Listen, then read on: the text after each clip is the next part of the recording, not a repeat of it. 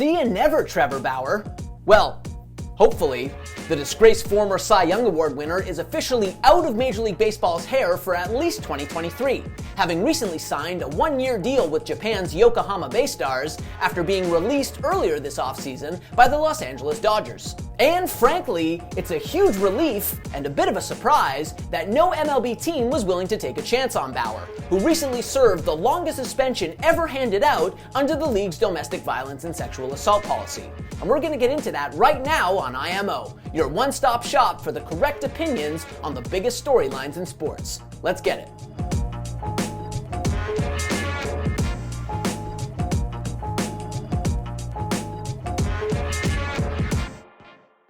For those unfamiliar with Trevor Bauer, here's what you need to know.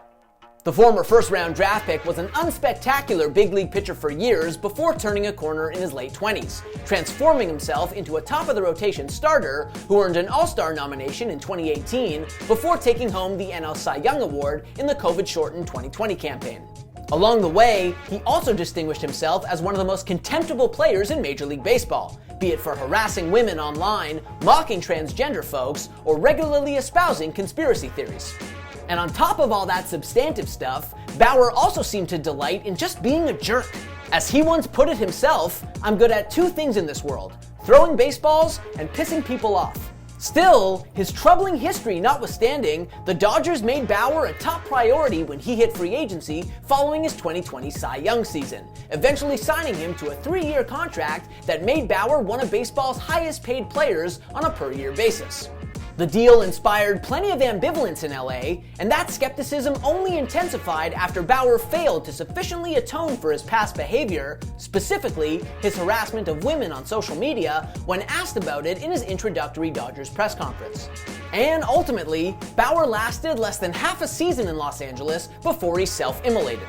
In July of 2021, he was placed on administrative leave after a woman obtained a temporary domestic violence restraining order against Bauer, whom she alleged had assaulted her over the course of 2 sexual encounters. Investigations ensued as Bauer maintained his innocence, and although no criminal charges were ultimately filed and the restraining order was eventually dissolved, MLB Commissioner Rob Manfred nevertheless saw fit to hand Bauer a 324-game suspension in April of 2022. That's 2 full seasons for the record, and it's by far the longest suspension ever handed out under the league's domestic violence and sexual assault policy. As it happens, on the same day Bauer's historic suspension was announced, a third woman, yes, a third woman, came forward with allegations of sexual assault against him. Bauer, however, opted to appeal his suspension, becoming the first player disciplined under the policy to do so. And after sitting out all of 2022 as the process played out, an arbitrator ultimately ruled earlier this offseason to reduce Bauer's suspension from 324 games to 194 games, effectively reinstating him for the 2023 campaign. Fortunately, however, Bauer will not be playing Major League Baseball this year.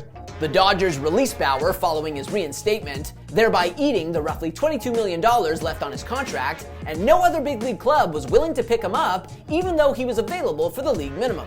Instead, after waiting in vain for a big league contract offer for months, Bauer recently signed with the Yokohama Baystars of Nippon Professional Baseball, landing a 1-year deal worth $4 million.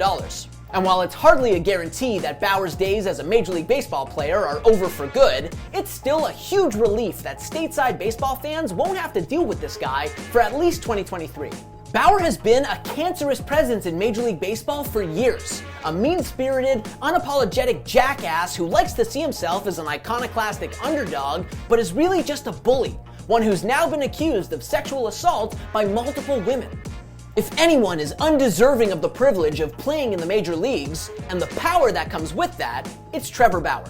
Moreover, it bodes well that no team was willing to hold its nose and sign him, especially considering he could be acquired for less than $800,000. Bauer is a good pitcher after all, at least he was when he last appeared in a big league game in June of 2021, and MLB teams are nothing if not opportunistic. Back in 2015, if you recall, the New York Yankees brokered a lopsided trade for All-Star closer Aroldis Chapman after a domestic violence incident torpedoed his market value. Then, in 2018, the Houston Astros did the same, acquiring Roberto Osuna from the Toronto Blue Jays after he received a 75-game suspension following a domestic violence incident. Clearly, even in the recent past, Teams were unbothered by moral considerations, especially in instances involving violence against women, if they felt there was value to be had. That's why Bauer's exile feels momentous. It feels like a line has been drawn. Now, maybe that's me being overly optimistic, and this is simply an extreme case featuring a uniquely odious character that no team felt it could have sold to its fans or its players for that matter. After all, it's not like there aren't other active players who were previously suspended under the league's domestic violence and sexual assault policy, some of them for truly heinous incidents. Maybe, however, the collective decision by all 30 MLB clubs not to employ someone like Bauer represents a meaningful shift towards being a better league, a league where integrity and basic human decency matter, a league that actually values women and doesn't just placate them with women's appreciation nights. In any event, though, Major League Baseball is unequivocally better off without Trevor Bauer. And while it is possible that he comes back in 2024 after a one-year layover in Japan, I certainly wouldn't be disappointed if he never threw another pitch in the big leagues. Alright, that's it for today, guys. Thanks so much for watching. If you have takes about our takes, let us know in the comments. And don't forget to smash that subscribe button. As always, we appreciate you. We'll see you next time.